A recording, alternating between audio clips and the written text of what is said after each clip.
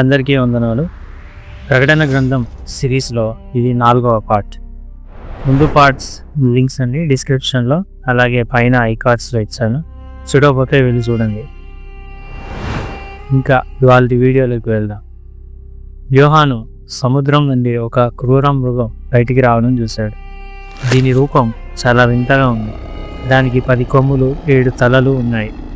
దాని కొమ్ముల మీద 10 కిరీటములు, దాని తలల మీద దేవుణ్ణి దూషిస్తున్నట్టుగా పేర్లు రాసి ఉన్నాయి. చూడడానికి ఆ మృగం చిరుతపులిలా, దాని పాదాలు ఎలుగుబంటి పాదాల, దాని నోరు సింహము నోరులాగా ఉంది.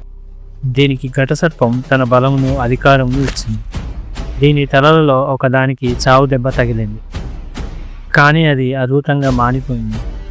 ఇది చూసి లోకమంతా ఆశ్చర్యపోయి ఈ మృగంతో సాటి ఎవరు అని దానికి మొక్కడం ప్రారంభిస్తారు. ఈ మృగానికి దేవుని దూషించే నోరు ఇవ్వబడింది. ఇది 42 నెలల పాటు భూమి మీద తన అధికారాన్ని చెలాయిస్తుంది.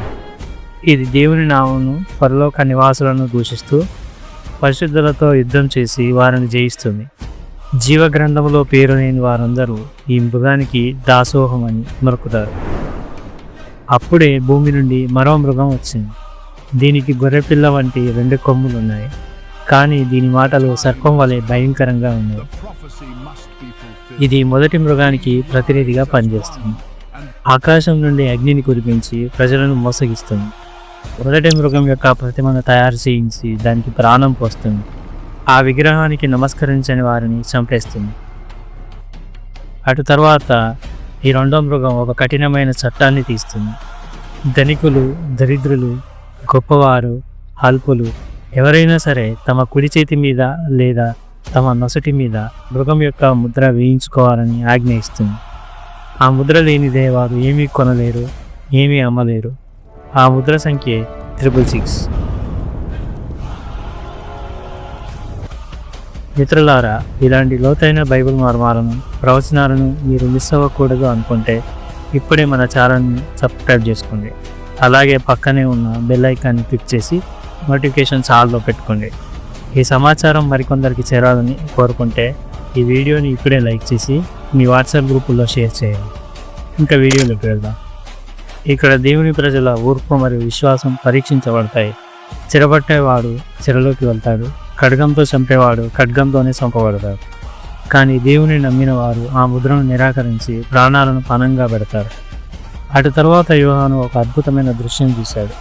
సీయోను పర్వతం మీద యేసు గొర్రెపిల్లలా నిలబడి ఉన్నాడు. ఆయనతో పాటు 1,44,000 మంది ఉన్నారు. వీరి నుదిటిపై దేవుని నామం రాయబడి ఉంది. అప్పుడు పరలోకం నుండి వీణల నాదం వంటి గొప్ప శబ్దం వినిపించింది. వారి సింహాసనం ఎదుట ఒక కొత్త కీర్తన పాడుతున్నారు. వీరు లోక పాపాల్లో పాలు పంచుకొని అణింజులు. వీరు స్త్రీ సాంగత్యం ఎరగక, అబద్ధము మాట్లాడకుండా గొర్రెపిల్ల ఎక్కడికి పోవునో అక్కడికి ఆయనను వెంబడిస్తారు. వీరు దేవుని కొరకు, గొర్రెపిల్ల కొరకు ప్రథమ ఫలంగా ఉండడం కోసం మనుషులలో నుండి కొనబడినవారు. సరిగ్గా అప్పుడే 3 దూతలు ఆకాశంలో కనిపించారు. మొదటి దూత, దేవునికి భయపడి ఆయనను మహిమపరచండి, ఆయన తీర్పు సమయం వచ్చింది. ఆకాశమును, భూమిని, సముద్రమును, జలధారులను కలుగజేసిన వారికి నమస్కారం చేయండి అని గొప్ప స్వరంతో నిత్య సువార్తను ప్రకటిస్తూ ఉంటారు. ఇక రెండవ దూత వచ్చి మహా ఉద్రేకంతో కూడిన తన వ్యభిచార మద్యమును సమస్త జనములకు త్రాగించిన ఈ మహాబబులోను కూలిపోయింది అని లోకరాజ్యాల పతనాన్ని చాటి చెబుతాడు. మూడవ దూత అత్యంత భయంకరమైన హెచ్చరిక చేస్తాడు. ఎవరూ ఆ మృగానికి మొక్కకండి, దాని ముద్ర వేయించుకోకండి. అలా చేసిన వారు దేవుని కోపం అనే మద్యం తాగి అగ్ని గంధకాలతో హింసించబడతారు అని హెచ్చరించాడు. ఈ భయంకరమైన కాలంలో దేవుని ఆజ్ఞలు పాటిస్తూ యేసుపై విశ్వాసం ఉంచే వారి ఓర్పు కనిపించింది. అప్పుడే పరలోకం నుండి, ఇప్పటి నుండి ప్రభువు నందు మృతినందు వారు ధన్యులు, వారు తమ ప్రయాసముల నుండి విశ్రాంతి పొందుతారు అని ఒక స్వరం వినిపించింది.